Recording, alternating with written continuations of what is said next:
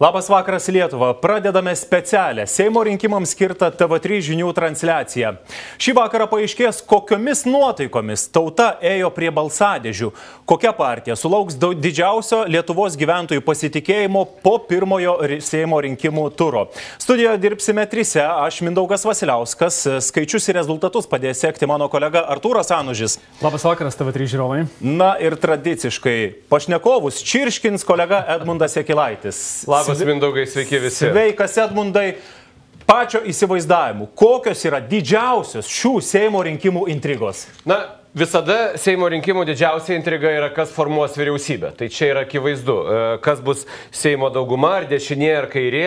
Aš prognozuočiau, kad auksinė akcija šitose dalybose turės Sauliaus Skvernelio partija, jeigu pati pateks į parlamentą ir turės frakciją. Kol kas panašu, kad jie praeina, bet viskas keisis. Labai įdomu, kaip Žemaitaičio protesto